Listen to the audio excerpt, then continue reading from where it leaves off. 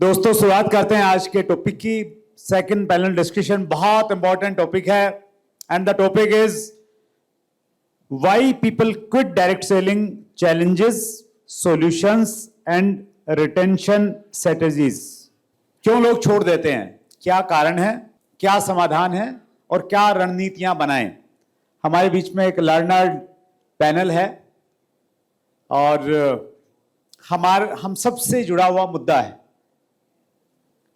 International datas ये बताते हैं कि डायरेक्ट सेलिंग में जो लोग ज्वाइन करते हैं उनमें से 90% लोग पहले साल में क्विट कर देते हैं।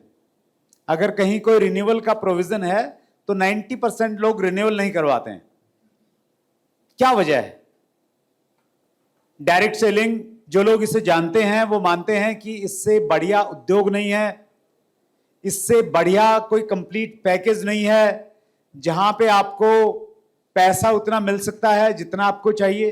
पैसे के साथ साथ में आपको टाइम फ्रीडम मिलती है, आपको सिक्योरिटी मिलती है, आपका रिकॉग्निशन मिलता है, आपको देश दुनिया में घूमने के मौके मिलते हैं, लोगों की प्यार मिलता है, दुआएं मिलते हैं, जिंदगी भर आप सीखते रहते हैं, एक अच्छी एसोसिएशन का पार्ट बनते हैं आप। ये सारे के सारी चीजें मिलती हैं जहां पे एक ऐसा कंप्लीट पैकेज है। उसके बावजूद भी लोग छोड़ क्यों देते हैं, इस विषय पे डिस्कशन तो होना चाहिए, इस विषय पे रिसर्च भी होनी चाहिए। तो आइए इस पैनल डिस्कशन में हम लोग शुरुआत करते हैं।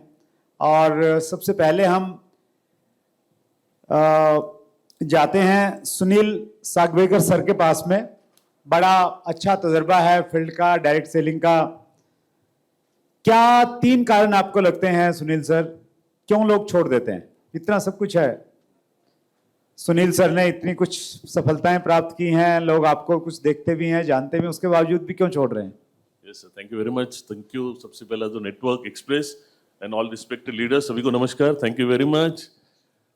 सर मुझे ऐसा लगता है 3 सवाल जो आपने बोला, पहला तो व्हाई, जो एक व्यक्ति ये बिजनेस में क्यों जुड़ना चाहिए और इससे क्या हो सकता है, इसकी क्लैरिटी लोग, ये हमारा काम है, लीडर का काम है। वो जो बेसिक ट्रेनिंग में हम लोग देते हैं या काउंसलिंग में देते हैं, वो न होने की वजह से ना उसका पर्पस क्लियर नहीं होता है और इसकी वजह से वो कुछ अलग सोच के आता है और ऑब्स्टिकल्स मिलने के बाद वो इमीडिएटली भाग जाता है। ये मुझे लगता है। वाह, दैट्स ग्रेट। मुझे ऐसा लगता है। देखिए थोड़ा एक्सप्लेन भी करेंगे, थोड़ा लर्निंग कर लेते हैं। सर ने बोला कि पर्पस क्या है, क्यों जुड़ा। बहुत सारे लोग हैं ना इसलिए जुड़ जाते हैं कि यार पड़ोसी ने बोला था, रिश्तेदार कह रहा था, इसलिए जुड़ गया। तो अगर जुड़ने का कोई कारण नहीं होगा, हो सकता है जुड़ तो ऐसे जाए, लेकिन अगर उसके बाद अगर हम उसको किसी पर्पस से कनेक्ट कर दें, उसकी ड्रीम बिल्डिंग कर दें कि यार तेरे को क्या चाहिए जिंदगी में और ये चीज यहाँ पे मिल जाती है, तो फिर वो व्यक्ति नहीं छोड़ेगा क्योंकि अब उसको अपना ड्रीम यहाँ से दिख रहा है। That's great, one thing. Second thing sir, second, अब ये हर एक का व्यक्ति का, ये लीडर का या जिसने उसको स्पॉन्सर किया उसको ये बहुत इंपॉर्टेंट है कि उस व्यक्ति को जितना जल्दी वो सिस्टम के साथ में जुड़ा देना, कंपनी के सिस्टम या टीम के सिस्टम के साथ में, तो और सिस्टम के साथ में अगर वो रहेगा तो छोड़ने के चांसेस बहुत, मुझे लगता है, बहुत कम हो जाएंगे। बट वो सिस्टम से जब बोलता है ना, जब अलग हो जाता है तो ऑटोमेटिकली उसकी शिकार हो जाती है, वो आउट हो जाता है। ये मेरा कहना है। वंडरफुल। लोग सिस्टम से नहीं जुड़ पाते हैं, अपने दिमाग से अपने तरीके से काम करते हैं, तो फिर वो क्विट कर ही देते हैं। जैसे कोई जहाज अगर राडार की पकड़ में नहीं रहेगा तो फिर उसके दुर्घटना के चांसेस बढ़ जाते हैं। तो सिस्टम उसी प्रकार से राडार का काम करता है। Thank you so much Sunil sir के लिए एक बार जोरदार तालियां। थर्ड मोस्ट इंपॉर्टेंट मुझे लगता है, प्लीज, वो है उसके स्पॉन्सर या लीडर के साथ में उसका रिलेशनशिप। 90% छोड़ने का मेन कारण है वो है उस व्यक्ति के साथ में, या कंपनी अच्छी लगती है, सारी चीजें अच्छी लगती है, बट लीडर के साथ में या जो भी उसका स्पॉन्सर है या उसका एसोसिएट है, इसीलिए ये बहुत, और हर एक डिस्ट्रीब्यूटर मुझे लगता है अपने लिए एक एसेट हो जाता है। उसको अंडर वैल्यू नहीं करना चाहिए। कोई भी बंदा एक अच्छा डायमंड देके भी जा सकता है, तो उसके साथ में जितना रिलेशन बिल्ड वो सिस्टम में पार्ट होना चाहिए, ऐसा मुझे लगता है। ये बहुत इंपॉर्टेंट पार्ट है। Wow, thank you very much. Thank you. मैं हर पॉइंट में तड़का लगा रहा हूँ क्योंकि ये सब्जेक्ट मेरे बहुत दिल के नजदीक है। एक्चुअली एक कहावत है कि लोगों को छोड़ देते हैं इसलिए बिजनेस छूट जाता है। तो जहां रिलेशन अच्छे रहेंगे, लोग आपको नहीं छोड़ेंगे, तो फिर बिजनेस तो छूटेगा ही नहीं।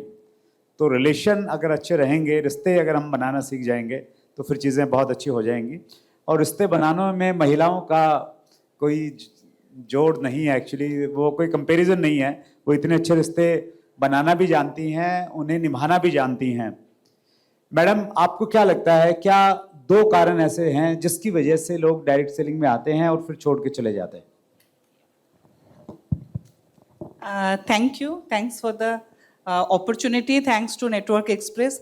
And of course, ये रूम में एंटर करते ही जो एक पॉजिटिव फीलिंग है, क्योंकि इतने लोग हैं और इतने ज़्यादा पॉजिटिविटी. तो कमिंग टू द क्वेश्चन, जैसे सर ने कहा कि मेरा एक्सपीरियंस ये फील्ड में 2009 से मैं हूँ, और अगर मैं खुद को एनालाइज करती हूँ तो कई बार मैंने एक्चुअली सोचा था जब स्टार्ट किया था कि छोड़ देना है.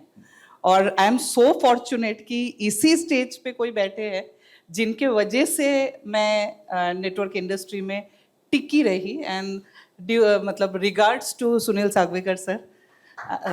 yes, please, big round of applause for that. मैं वहीं से बोलती हूँ आपको कि क्या रीज़न था टिकने का, रह जाने का, कि क्यों लोग नहीं रह पाते हैं, क्यों मैंने छोड़ने का सोचा था. पहला चीज़ वो कनेक्टिविटी फील ही नहीं होना, कि चलो किसी ने बोला, हमने जुड़ तो गए हम, बट वो कनेक्शन फील करना कि ये कंपनी भी मेरा है, इसमें मैं अपना फ्यूचर देख सकता हूँ, ये शायद इनिशियली लोग कर नहीं पाते, देख नहीं पाते. एंड वो हम लीडर्स का काम है कि पहले दिन से उनको वो फैमिली वाला फीलिंग होना ज़रूरी है. बिकॉज आई फील पर्सनली कि the business is all about relation and emotions. जब तक वो नहीं है तब तक ये बिजनेस में सक्सेस नहीं मिल सकता है. या दैट्स ग्रेट. एंड सेकेंड चीज़ जो सर ने कहा वही मैं भी बोलना चाहती हूँ कि इन तो हो जाते हैं, बट देन फिर वो एक भूल भुलैया जैसा है, उनको पता ही नहीं है कि आगे का क्या करना है. लीडर्स को मतलब रिक्वेस्ट है कि वो सिस्टम को समझाए ताकि वो कंपनी तक वो समझ पाए कि कंपनी भी मेरे साथ है, ये फीलिंग आ सके. तो I think this are the 2 reasons कि लोग छोड़ के जाते हैं, because they don't feel that connectivity. Solution क्या है, कनेक्टिविटी कैसे करवाएं? Simple sir, the thing is all about that bonding. कि जब जैसे एक बच्चा जन्म लेता है ना, तो immediately we take utmost care, जबकि वो बच्चे को कुछ समझ में भी नहीं आता है उस वक्त कि आप कितना केयर ले रहे हो. बट एक्चुअली जब वो समझने लगता है कि वो केयर का क्या मीनिंग है, प्यार का क्या मीनिंग है, उस वक्त शायद पेरेंट्स हक करना या किस करना भूल जाते हैं. Same happens with the leaders कि आने तक तो हम बहुत पैम्परिंग करते हैं, बट आने के बाद संभालने के लिए जो प्यार चाहिए, जो बॉन्डिंग चाहिए, जो केयर चाहिए, शायद वो मिसिंग है. सिर्फ इतना करने से भी वी कैन रिटेन पीपल. वाह, जोरदार तालियां डॉक्टर गोपाल रॉय के लिए. Thank you so much ma'am. हमारे बीच में नारद साहू हैं, यंग हैं. युवाओं को नारद जी बड़ी जल्दी अचीवमेंट चाहिए, एक्चुअली बड़े सपने हैं लेकिन जल्दी में है थोड़ा सा.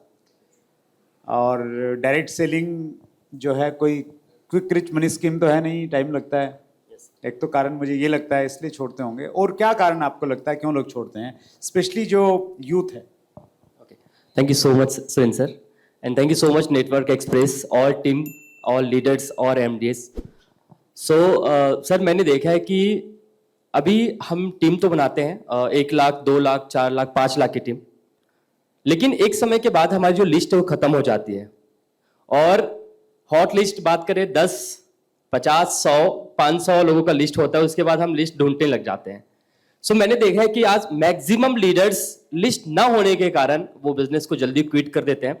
सो मैंने एआई के थ्रू अपने ग्रुप में कुछ ऐसी एक्टिविटी की है जिससे नए लोग हमारे ग्रुप में आ रहे हैं और नए लोग हमारे बिजनेस को भी ज्वाइन करें. नए लोगों तक एआई ऑटोमेशन के थ्रू हम लोगों को बिजनेस शेयर कर रहे हैं. तो मैंने कुछ ऐसा एआई ऑटोमेशन लेकर आया. मैंने खुद उसको रिसर्च किया है एआई के थ्रू, एंड मैंने देखा कि मल्टीपल व्हाट्सएप ग्रुप में एक क्लिक करने के बाद वो 50 व्हाट्सएप ग्रुप में वो मैसेज चले जाएंगे, जिससे उनके पास में एक्टिविटी भी होगा. दूसरा है कि उनके पास में मैसेज ये चले जाएगा कि हर दिन एक्टिविटी करने से लोग रहेंगे भी और एक्टिविटी उनको देखने को मिलेगा. सो एक तो लिस्ट का प्रॉब्लम आ रहा है, तो एआई और सोशल मीडिया को समझना पड़ेगा. जिससे नहीं नारद जी, प्रश्न ये है कि हम मान लेते हैं कि लोग जुड़ तो गए जैसे भी करके, यस, वो छोड़ते क्यों हैं? That is the point. Leaders को वो माहौल ना देना जिसके कारण वो टीम टूट जाती है, बहुत जल्दी वो फेल हो जाते हैं, क्विट कर लेते हैं बिजनेस को. तो उनको हम जैसा सुनील सर ने बोला था सिस्टम के साथ में नहीं जोड़ते हैं, इसलिए Yes. लोग क्विट कर जाते हैं. Yes, that's it. Thank you so much.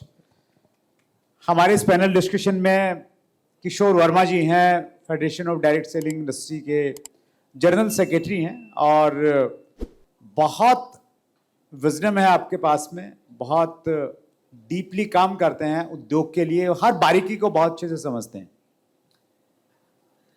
Kishore sir, आपने तो बहुत सारी कंपनियों को क्विट करते हुए देखा है, तो आपसे प्रश्न ये है कि जो कंपनियां आती हैं, बड़ा हल्ला मचाती हैं कि हम ये करेंगे, तूफान मचा देंगे, डायरेक्ट सेलिंग तो अभी शुरुआत हो रही है, और अगले 1-2 साल में वो गायब हो जाती हैं, कंपनियां क्यों छोड़ती हैं? What are the reason behind that? धन्यवाद बस जी। और शुरुआत करने से पहले मैं नेटवर्क एक्सप्रेस को धन्यवाद कहना चाहता हूं। आप सभी को नमस्कार। सर, लीडर हो या कोई नया नेटवर्कर हो, कंपनी हो, जब उसका भविष्य प्रश्नार्थक हो गया, आगे कुछ नज़र नहीं आ रहा है, तो वो छोड़ने का सोचता है। ठीक है। नेटवर्किंग या direct selling business 2 major activity होते हैं जी। एक अपनी टीम बनाना, दूसरा टीम से सेल्स करवाना।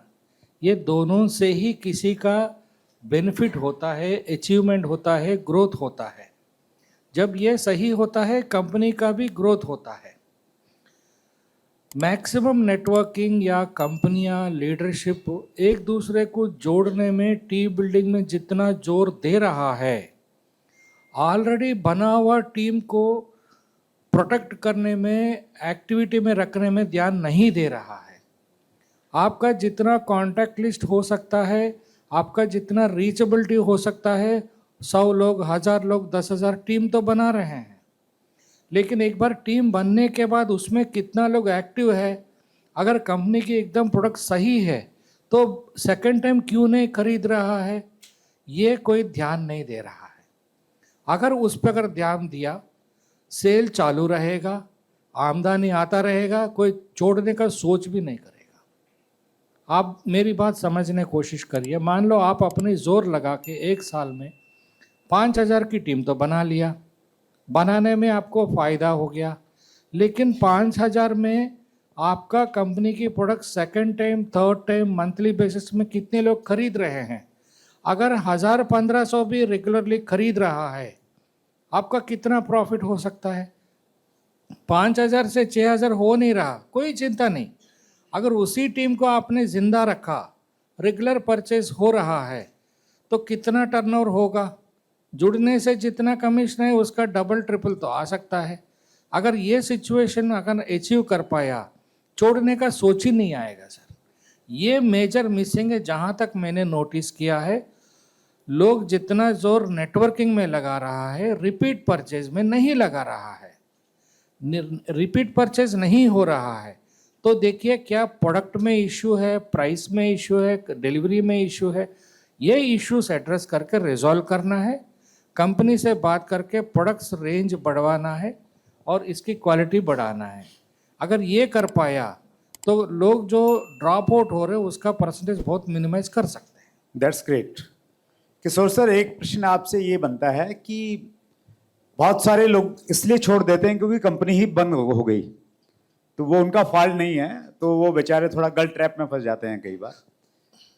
एक डायरेक्ट सेलर, एक आम आदमी जब किसी कंपनी के साथ में जुड़ने का डिसीजन लेता है, वो जुड़ा हुआ है, क्या रेड फ्लैग्स हैं जहां उसको लगे कि नहीं यार यहाँ कुछ गड़बड़ है, यहाँ मुझे नहीं जुड़ना है, यहाँ अगर मैं जुड़ा तो एक बार दोबारा से मैं चीज़ों को चेक करता हूँ, कहीं ऐसा नहीं मैं मेहनत तो कर रहा हूँ और बाद में मेरी मेहनत खराब हो जाए।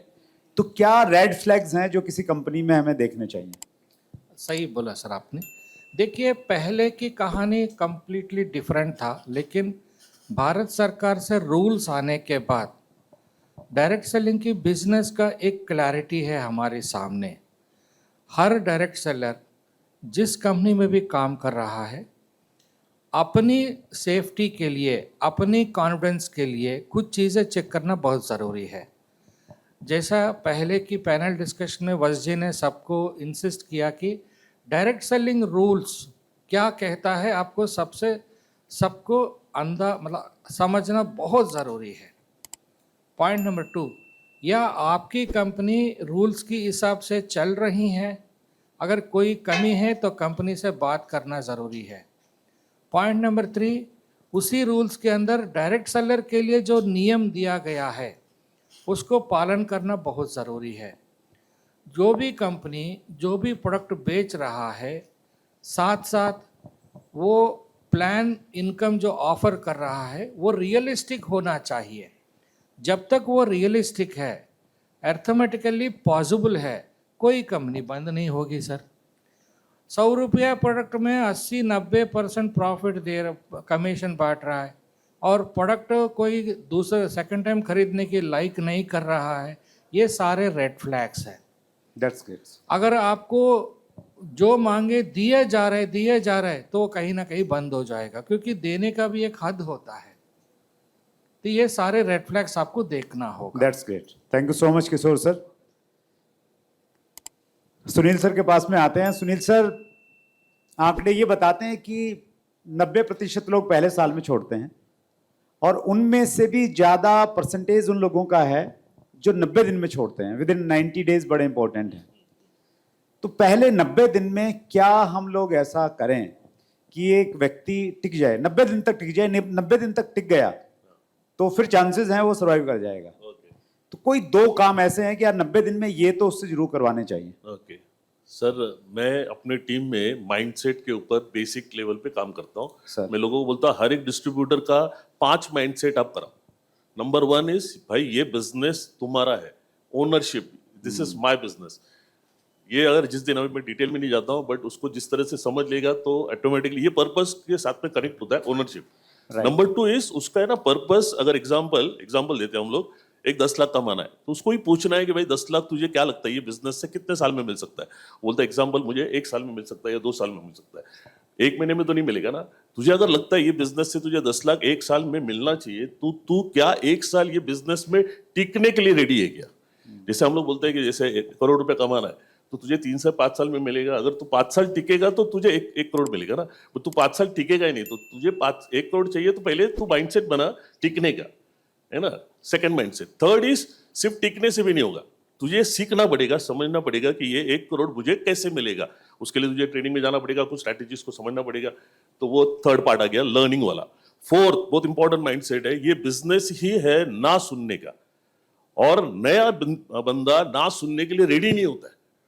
उसको अगर आप पूछते हो कि तुझे क्या लगता है, सब कुछ अच्छा है, प्रोडक्ट अच्छा है, कंपनी अच्छा है, बिजनेस अच्छा है, सब कुछ अच्छा है, पर तुझे ये बिजनेस अगर हम तेरे 10 लोगों को समझाते तो तुझे क्या लगता है कितने लोग हाँ बोलेंगे और कितने लोग ना बोलेंगे? तो वो खुद बंदा बोलता है कि 2-3 लोग हाँ बोलेंगे, बाकी 7-8 लोग ना बोलेंगे। तो तू क्या 7-8 लोगों की ना सुनने के लिए रेडी है क्या? पहला तो रेडी हो जा। तो जब उसका माइंडसेट ही पहले रेडी कर लिया, उसके बाद लॉ ऑफ एवरेज काम करेगा। ये सारा बात समझ में आ गया तो 101% वो क्लियर होगा। Fifth, last important, most important, भाई ये बिजनेस के करने के, जैसे कोई भी बिजनेस के करने के 2 तरीके होते हैं। एक आप अपने तरीके से करोगे, कोई गारंटी नहीं है, बट ये बिजनेस का एक सिस्टम है, उस सिस्टम से करोगे, तू जो पर्पस लेके आया ना तुझे गारंटेड मिलेगा। तो तू अपने तरीके से करना चाहेगा या तो इस बिजनेस के सिस्टम से करना चाहेगा? बोलता सर मैं बिजनेस के सिस्टम से करना चाहेगा। तो ये 5 का माइंडसेट करने के बाद सर मुझे लगता है वो 2 साल तो हिलेगा ही नहीं वो। वाह, क्या बात है, जबरदस्त। Thank you very much. आपने तो लीडरशिप डेवलपमेंट प्रोग्राम में LDP की एक झलक दे दी है सुनील सर, अमेजिंग, वंडरफुल। तो हम एक काम करेंगे मैम, और नाज सर आपसे मेरी रिक्वेस्ट है, सर ने जो पॉइंट कवर किया उसके अलावा आपको लगता है पहले 90 दिन और व्यक्ति से क्या करवाना चाहिए? मैडम से शुरुआत करते हैं। सर ने जो कवर हो गया दैट इज फाइन, वो तो मतलब उस पर तो मोहर लग गया, वो तो चाहिए। उसके अलावा फर्स्ट 90 डेज में जो सर ने कहा ऑब्वियसली वो तो करना ही पड़ेगा, और साथ में मुझे लगता है जो normally do with our team, कि वो हम कितना भी उसको डायरेक्ट सेलिंग का फ्यूचर दिखाए एंड ऑल ना, उसके लिए वो पूरा नया है तो वो नहीं समझ पाता है। और ना ही जो हम कोशिश करते हैं कि उसको एग्जेजरेट करके भी नहीं दिखाना है, ओके, बिकॉज हम सपने तो दिखा देते हैं उनको बट पूरा नहीं होते हैं तो उनको बुरा लगता है। तो आई डोंट प्रेफर दैट। तो हम 90 दिन में ये कोशिश करते हैं कि सिस्टम से वो कितना जुड़ सकता है और क्या क्या प्रोसेस से लेके जा सकते हैं उसको फील करवाना दैट ही और she deserves to do something better. और हमारे सिस्टम में जो हम एक बहुत इंपॉर्टेंटली फॉलो करते हैं कि we give this example normally कि मतलब जो भी लाइफ वो जी रहे थे ऑब्वियसली वो उसमें खुशी थे, उनको तो अचानक नहीं सपना आया कि उनको डायरेक्ट सेलिंग में आना है. It is us who are giving them that dream कि you can do this, you can achieve this and all. तो हम वो 90 डेज में ये कोशिश करते हैं उनके दिमाग में डालना that you will have to upgrade yourself. आपका स्किल सेट, आपका ब्रेन, इसको अपग्रेड करना जरूरी है. अभी तक आपने जो भी खर्चा किया है वो इसके नीचे कर रहे हो, आपके इसके ऊपर खर्चा करना जरूरी है. You will have to learn, you will have to learn. तो पहला 90 डेज तो it is for me, it is accord, मतलब आफ्टर वॉट एवर सागविकर सर हैज ऑलरेडी टोल्ड, वो माइंडसेट हर चीज के बाद लर्निंग. ये 90 दिन कुछ करने मत जाओ, पहले सीखो. You will have to learn the thing. So that is what we try to do. Thank you so much ma'am. So जैसे रॉबर्ट टी कियोसाकी की एक बुक है the business of 21st century, उसमें वो कहते हैं कि डायरेक्ट सेलिंग में पहले कुछ सालों तक आप ये मत देखो आपको कितना पैसा मिला है, अभी तो ये देखो आपने सीखा कितना है. तो ये एटीट्यूड अगर हम लोग डाल देंगे कि 90 दिन में पैसा कितना मिलता है, उसके बजाय वो सीखा क्या है, तो डेफिनेटली वो स्टे करेगा वहाँ पे. यस नाज सर, आप क्या करते हैं अपनी टीम में पहले 90 दिन? सर मैं 90 डेज में बेसिक फंडामेंटल्स क्रिएट करता हूँ मैं, लाइक FIM जिनको हम बोलते हैं कि कंपनी का प्रोफाइल, प्रोडक्ट, प्लान एंड क्यों ये बिजनेस करना है, उनका पर्पस क्लियर करते हैं. सेकंड, हम छोटे छोटे उनके गोल बनाते हैं कि 5 लाख 10 लाख अभी नहीं, पहले आप 30,000 50,000 के गोल को अचीव करिए. आप अभी बाइक और कार के बारे में मत सोचो, अभी छोटे मोबाइल के बारे में सोचो, अगर आपके पास में नहीं है तो, लैपटॉप नहीं है तो लैपटॉप के बारे में. जब वो अचीव कर लेता है छोटे छोटे गोल्स, तो उनको ज्यादा बिलीव होता है और फिर वो बड़े इनकम, बड़े अचीवमेंट की ओर हो जाता है. सो ये बेसिक फंडामेंटल हम फॉलो करते हैं और छोटे छोटे गोल बनाते हैं सर इस 90 डेज के अंदर. That's great. जो लोग मेरे बारे में केवल मात्र ये जानते हैं कि मैं ये मॉडरेटर का ही काम करता हूँ, मैं भी एक डायरेक्ट सेलर हूँ.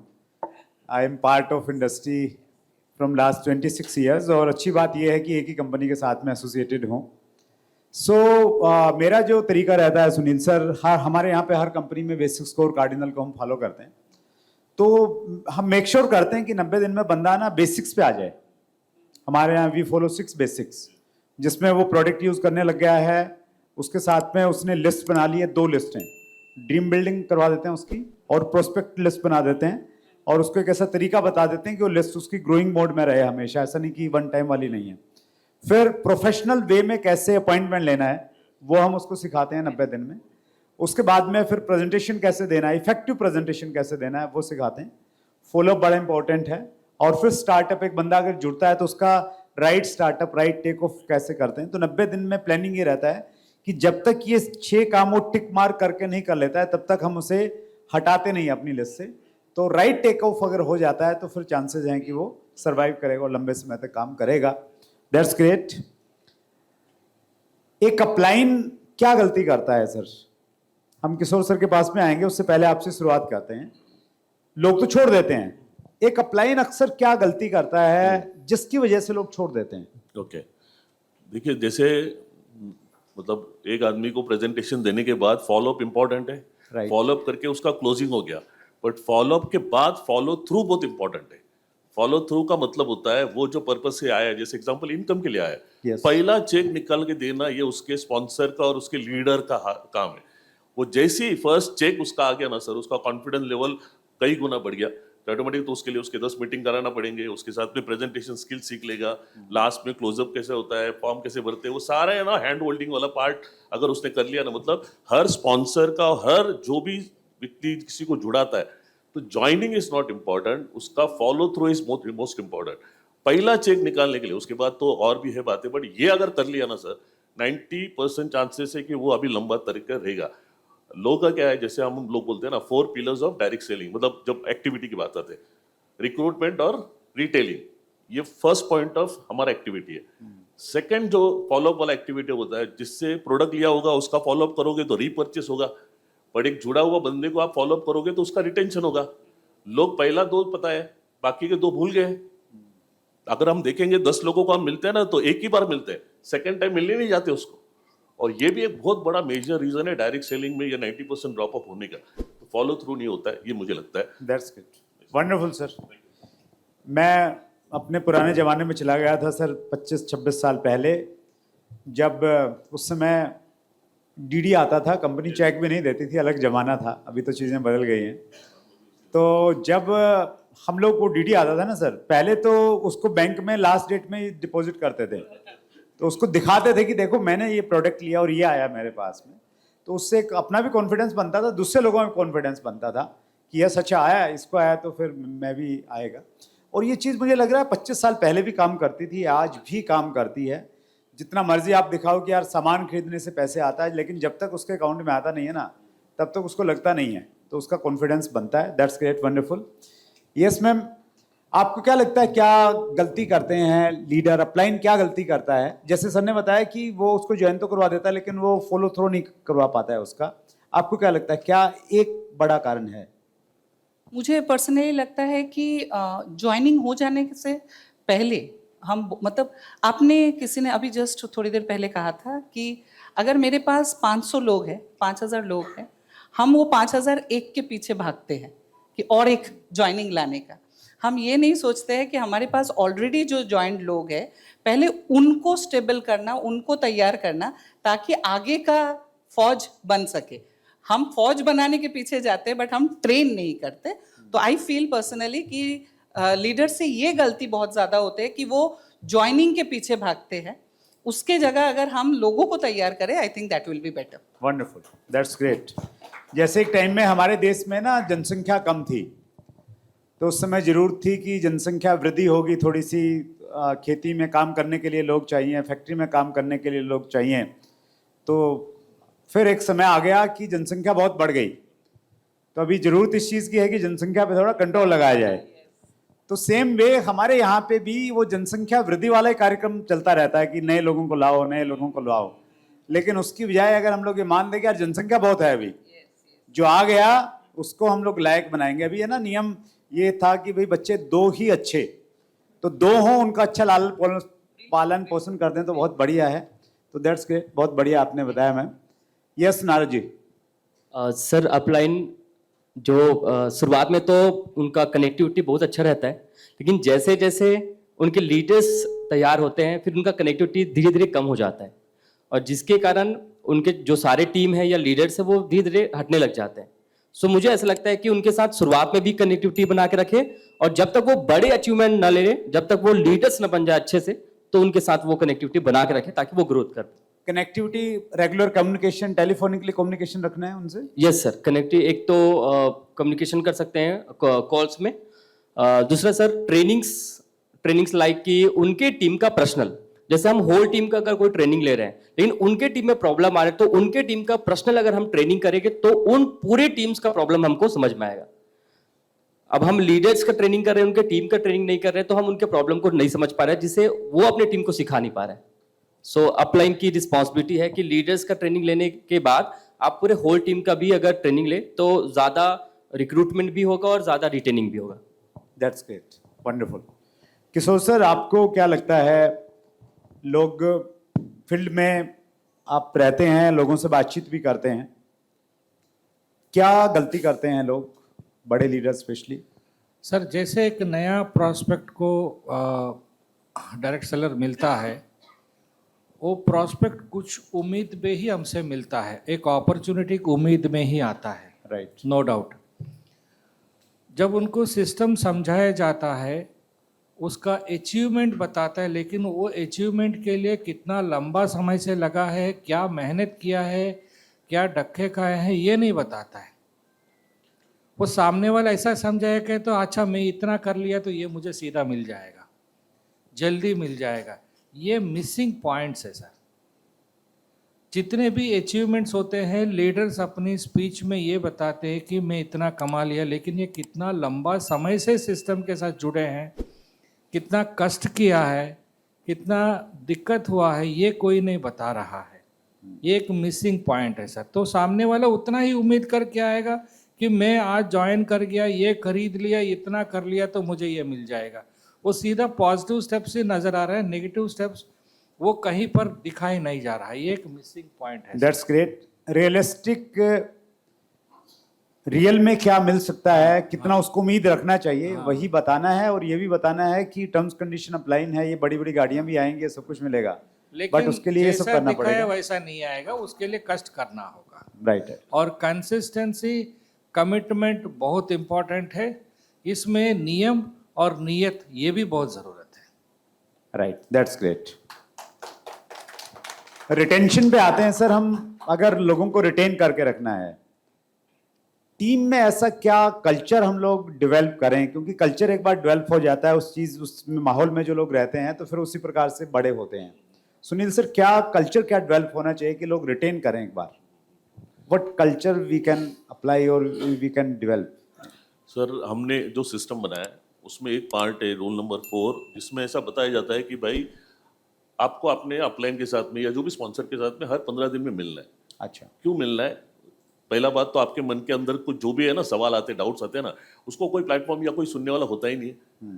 तो वो सुनने वाला नहीं है तो ऑटोमेटिकली वो बोलता है, अपना ही दिमाग लगा के चले जाते हैं। तो ये बात नो डाउट, वो प्रॉस्पेक्ट अपना जॉइंट डिस्ट्रीब्यूटर आएगा आपके पास, वो बात अलग है। इसको भी तो जाके जाना पड़ेगा, बार बार उसको मिलना पड़ेगा, why why why why why, यही तो बात अल्टीमेटली रिलेशनशिप है। पार्ट सिस्टम कितना भी होगा, बट जब नेगेटिव हो जाता है तो ना तो अपलाइन का फोन उठाने के लिए रेडी है, ना कुछ सिस्टम में आने के लिए रेडी है। वो बड़ा पार्ट है। तो ये बेसिक लेवल पे उसका पहला ही दिन कितना स्ट्रांग उसका माइंडसेट करते हो, इस पे डिपेंड होगा वो कितना आगे जाएगा। और फिर बाद में आके रिलेशनशिप, बाकी सिस्टम पार्ट में तो हम लोग मिलना बहुत जरूरी है। मिलते नहीं। वो सेकंड वाला पार्ट, अगर जैसे मैंने बताया प्रोडक्ट लेने वाले को मिलेंगे तो रिपर्चेस होगा, नहीं मिलेंगे तो रिपर्चेस कहाँ से होगा? कुछ तो करना ही पड़ेगा हमको। राइट। जो जॉइंट डिस्ट्रीब्यूटर बार बार नेगेटिव ऊपर रोलर कोस्टर राइड में से जाता है, जब नेगेटिव फेज में जाता है तब उसको कोई मिलने आता ही नहीं है। तो ये जब लीडर को पता है रिटेंशन पे मुझे ज्यादा काम करना है, तो मुझे अपने डिस्ट्रीब्यूटर के साथ में कनेक्ट रहना पड़ेगा, तब ये होगा, नहीं तो नहीं होगा। Right, that's great. इससे एक पॉइंट ये निकालते हैं हम लोग, हफ्ते में या 15 दिन में, जैसे आपने कहा कि एक पर्सनल काउंसलिंग, एक टच दें, उसके सामने बैठे, उससे पूछें कि यार क्या एक्सपीरियंस है, 15 दिन का एक्सपीरियंस बताओ। और कहीं ना कहीं उसके पास परिणाम नहीं होंगे, वो बोलेगा कि यार मामा जी ने ये बोल दिया, चाचा जी ने तो मतलब ऐसा ताना मार दिया मेरे ऊपर में, मौसी जी ने ये बोल दिया। तो कहीं ना कहीं फिर अगर हम रिलेट करवाते हैं कि यार चिंता मत कर, मेरे साथ भी ऐसा ही हुआ था, तो बिल्कुल सही जा रहा है, तेरी कहानी और मेरी कहानी मिलती है, बस बढ़िया जा रहा है। तो मुझे लग रहा है कि उससे उसको लगेगा कि नहीं यार वो सही ट्रैक पे है, कहीं ना कहीं उसको अच्छा लगेगा उन सब चीज़ों को लेके। और उसके सामने कुछ रियल चैलेंजेस है, कुछ ऐसा लग रहा है उसको रास्ता दिखाई नहीं दे रहा है, तो हम उसको रास्ता दिखा सकते हैं। तो दैट्स वंडरफुल सर। एक पर्सनल काउंसलिंग का हम कल्चर पैदा करें अपनी टीम में, दैट्स गुड। यस मैम, आप क्या ऐड करना चाहेंगे? कल्चर की हम बातचीत कर रहे हैं, कोई ऐसी चीज की ऑटोमेटिकली हो रही है फिर टीम में, उसके लिए कोई ज्यादा एफर्ट्स करने के लिए जरूरत नहीं पड़ रही। तो जैसे एक चीज हमने निकाली, पर्सनल काउंसलिंग का कॉन्सेप्ट हम लोग टीम में डालें। राइट। मुझे और एक चीज़ जो मैंने मेरा पहला कंपनी से सीखा था, और अगेन सागवेकर सर से ही सीखा था। I will give you that example. I think मैंने मेरे टीम को तो काफ़ी बार ये एग्जाम्पल दिया है।